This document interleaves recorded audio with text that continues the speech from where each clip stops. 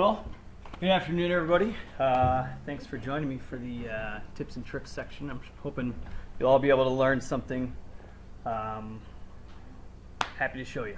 So, first of all, my name is David Janicki. I work for Fisher Unitech as an application engineer. Only recently joined them. Came in November, so it's relatively new. Based out of the beautiful Beer City, USA office. So, go Grand Rapids. So tonight I'm basically going to be walking you guys through what I find to be SOLIDWORKS tips and tricks, based mostly around sketches, assemblies, and drawings.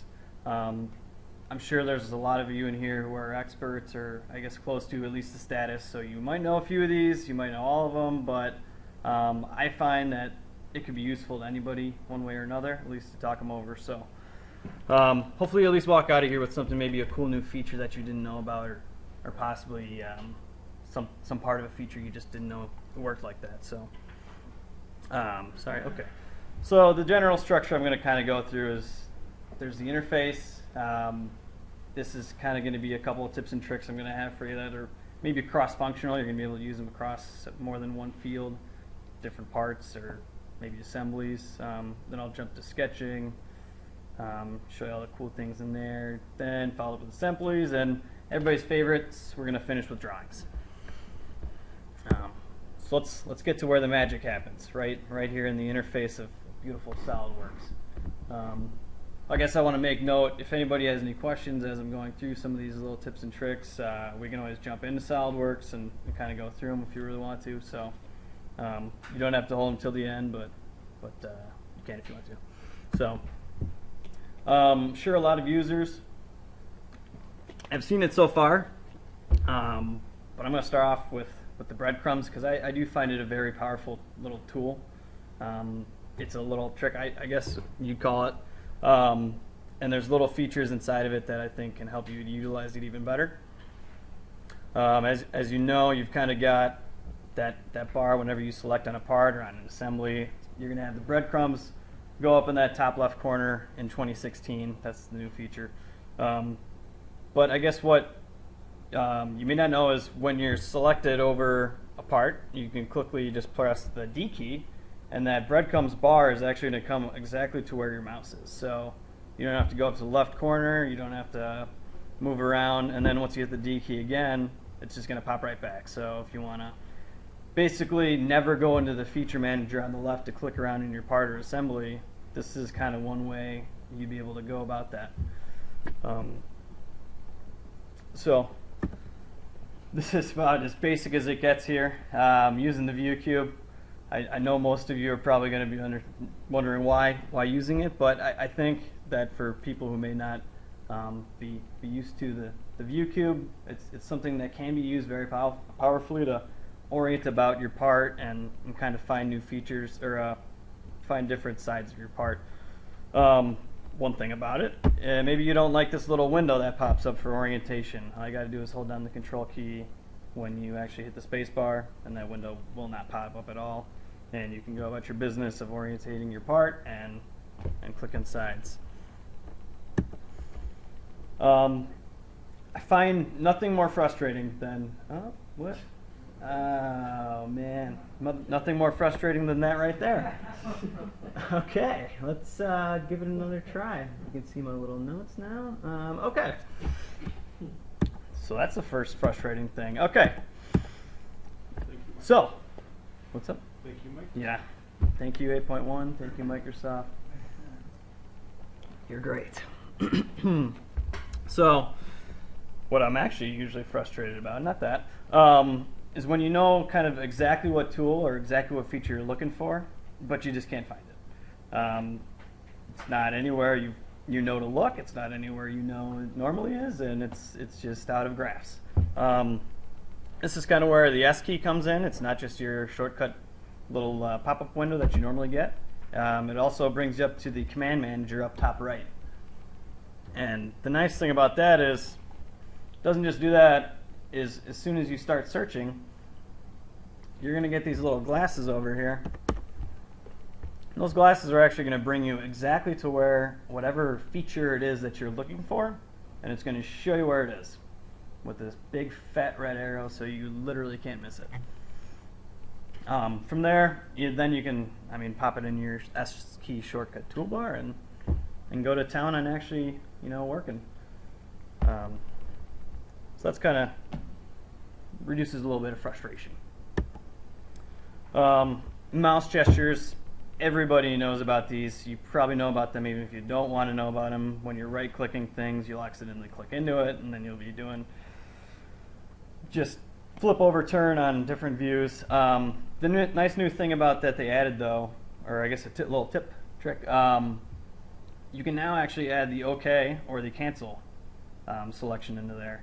You basically just go under the customize window, go under category, and under others you're going to be able to find a check mark and a cancel button that you can then hotfix to your mouse wheel and start modeling away.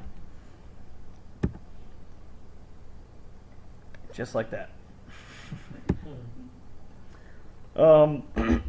Excuse me. Pin documents to recent. This is something I'm sure a lot of you have also used. Hitting the R key, you're going to get your whole window popping up.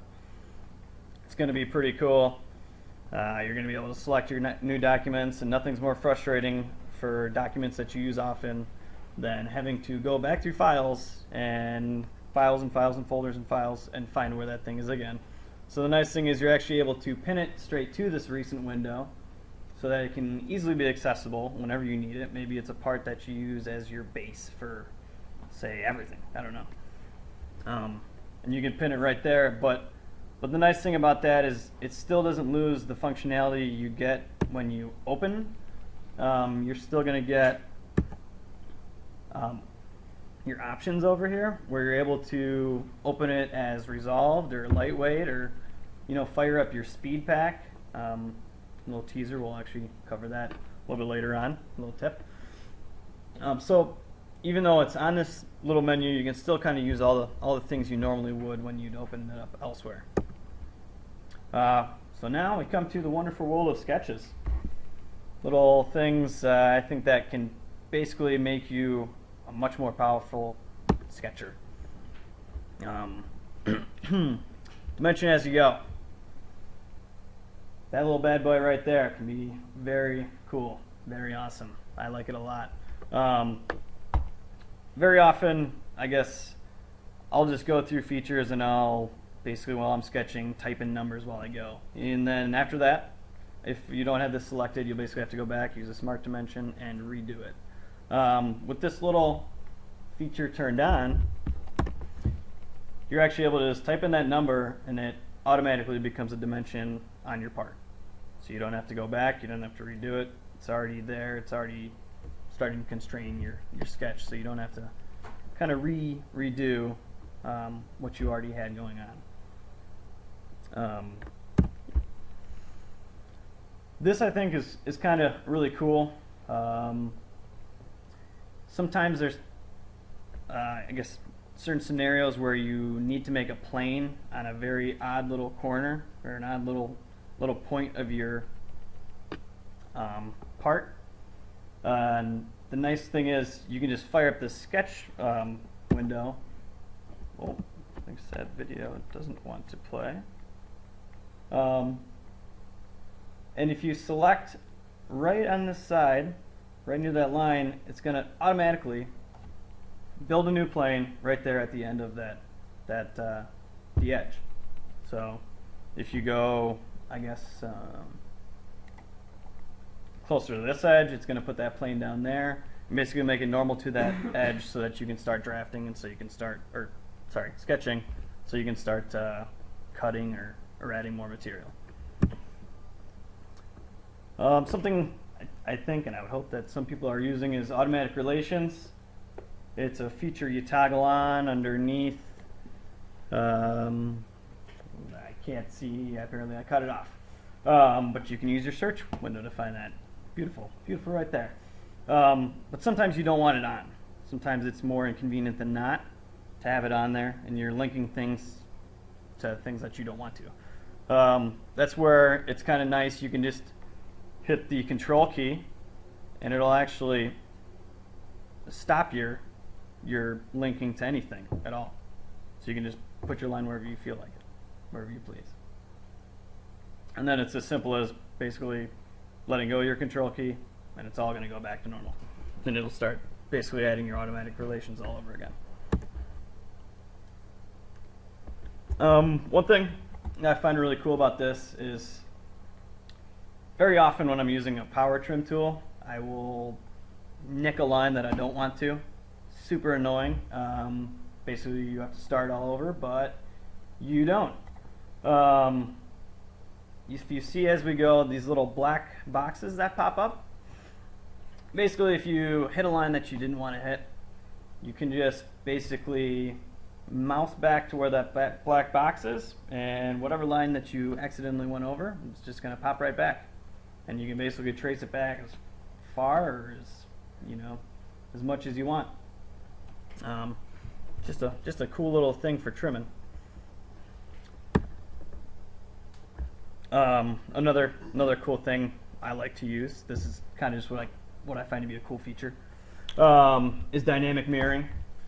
I'm hoping maybe you've seen use of it before, but it basically you just select a center line, and as you start dimensioning, or drawing lines or circles or sketches or features or boxes. Sorry, I just said a lot of words there that were very inaccurate. Lines or circles or anything in your sketch plane. Sorry, I'm getting ahead of myself here.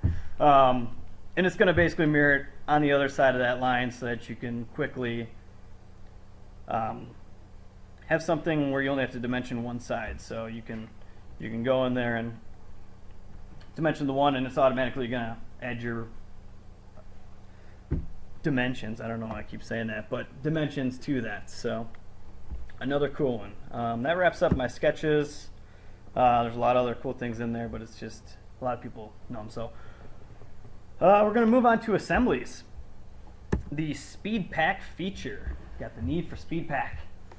So speed pack is basically something that's going to help your computer manage its resources. So maybe it's a very, very large assembly. And that large assembly, it takes a really long time to load. Or I guess when you're going inside that assembly, it takes a very long time to view. The speed pack is basically a configuration you can fire up, and it's going to basically make the features ghosts. So as soon as you hover over the body of it, it's basically just going to disappear and pretend it's not there at all. It's gonna vanish. But you select certain features that you want to keep, just to be able to adjust those, move them on as you go.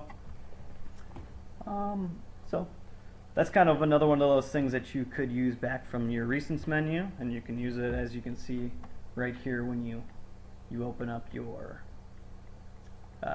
file from your general menu. Another thing that's a big resource to SOLIDWORKS is just hidden components hanging out in the background.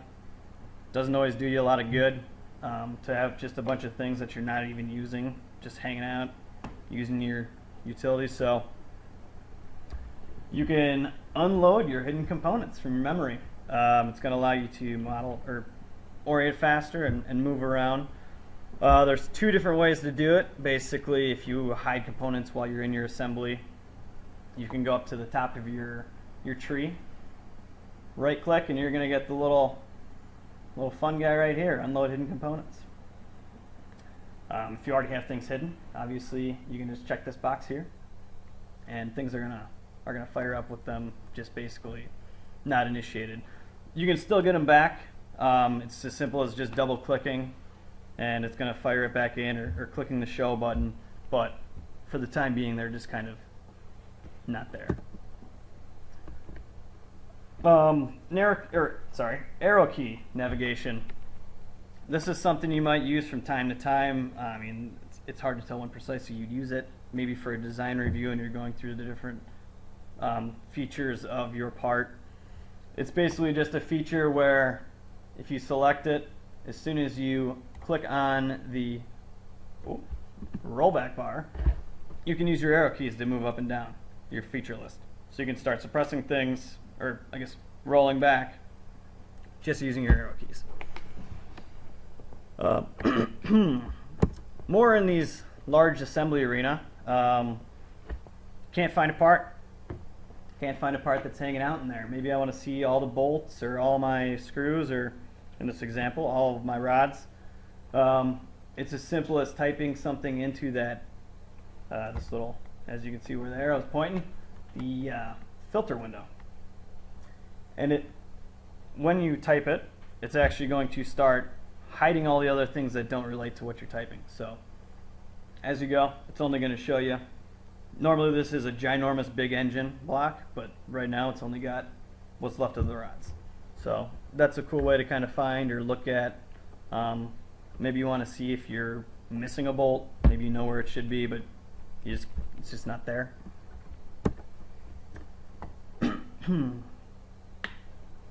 Another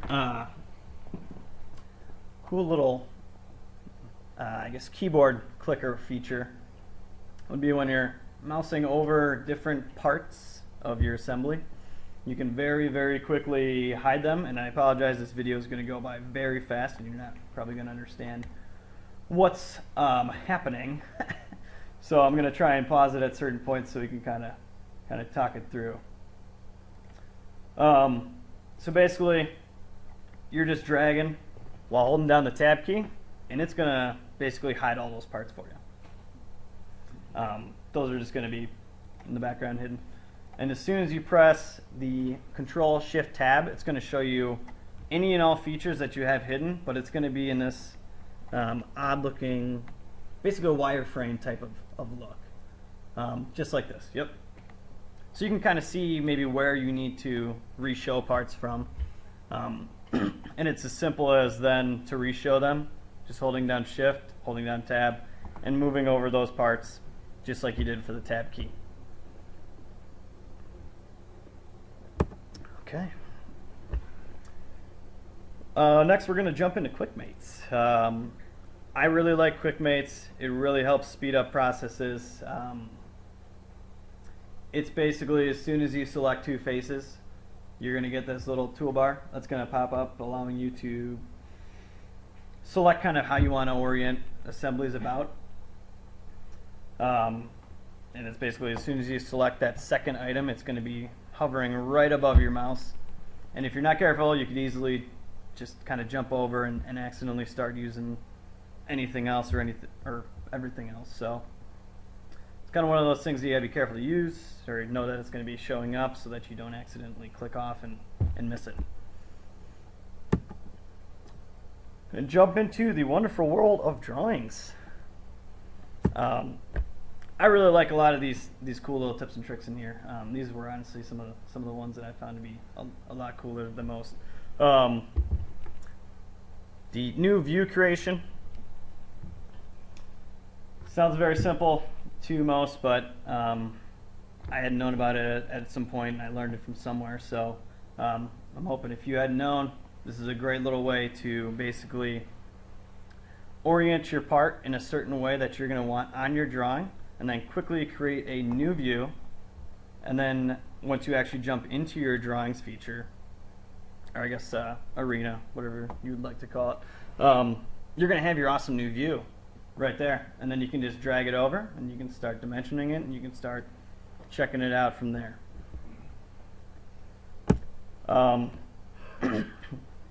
Another really nice thing is the use of the 3D dynamic drawing view tool. Basically, when you put a view in, if you select this item, it's going to be like you're in a normal 3D environment where you can pan, you can spin, you can rotate your part right there on the drawing page, so that if you want maybe this view to be another 15 degrees in another direction, you can just spin it, and then you can hit the save button, and it's going to save as a brand new view. Very easy to use, something that can save a lot of time between switching back and forth between parts, creating new views. Maybe something that can really be utilized. If you have dimensions on it, can you spin it with dimensions go with it? That is a very good question. I have not actually tried that. I guess we got a couple more, but we'll jump into it at the end if you want to. Yeah. Custom values, just a quick little thing. It's as simple as going into this dimension bar, highlighting dimension, and overwriting it. And you can have anything you want in there. Maybe you're making a catalog, maybe you just want something to be X number. You can leave it simple as that. This is great if you're trying to write a note about a certain part itself. You can actually just, when you're in the note feature, select the balloon, and it's going to pop it right in there. Even if the balloon number changes on the part, it's going to auto-update to what you need it to be. So basically, if this part is 4 right now, and somehow we restructure our BOM so that it's going to change to 7, it's going to automatically update down here to say 7 is, wow, it's a cool feature. Another thing that's kind of great is the command repetition. So maybe I want to make a note about the awesome note I just made. It's as simple as hitting the enter key, and you're going to be able to use it again. So maybe you got a couple notes that you know you're going to have to put in one after another. You can just hit the enter key over and over, and whatever the last command you used, it's just going to repeat that exact same thing. This is going to basically be showing how smart you are. You're never going to have B again without an AA. Yep. Simple as that. I mean, there's no other way to put it. By selecting this, basically, you can never have a B without an A, and you will basically will show that you know what you were planning on doing before you even did it. So this comes to a conclusion of the features. Getting some real nice tips and tricks for you guys. Hoping you learned a lot, and we're going to jump into that part here, see if it actually does, because that's one thing that I actually had not checked out. So let's go ahead and close this down and bring over this window. Okay. Oh man, that's gonna. Sorry. Okay, so.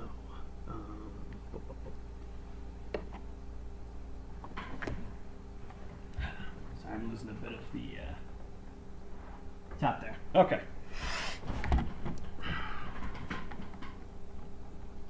Where's the mouse? Okay. Okay, now we got a nice. Okay. Make a quick drawing from this. I guess we probably should have just made a new view first. Let's use a standard document.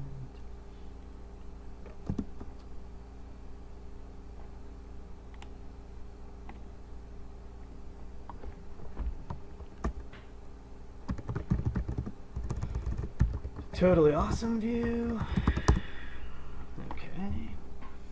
I guess one more thing I will actually note on that is your saved views will cross over between different models.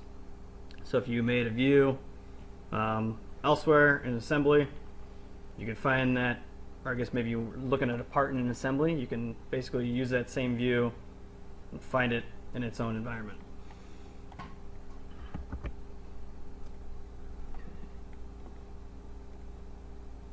Seats. Refresh that. This will probably help. Okay, we got our totally awesome view. Here we go. We're going to move it around. Oh, actually, sorry. We're going to add dimensions first. Okay, so it's might be a little bit too much to dimension all that.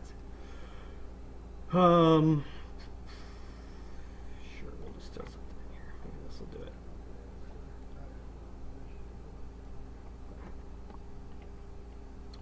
Okay, so I guess let's see kind of what happens here. Okay, so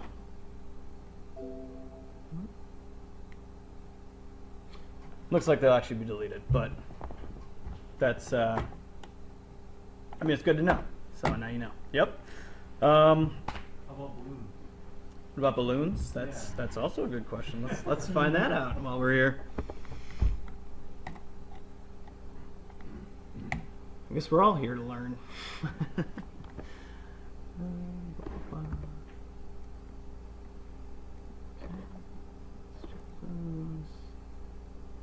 Let's see what we get here. Oh, wait. Okay. So those will stay. So that's kind of nice. I guess now that that's wrapped up, did we have any other questions on kind of any of the other features I got? That's the list of tips and tricks I've got for you guys tonight. No? Okay. Well, thanks for joining.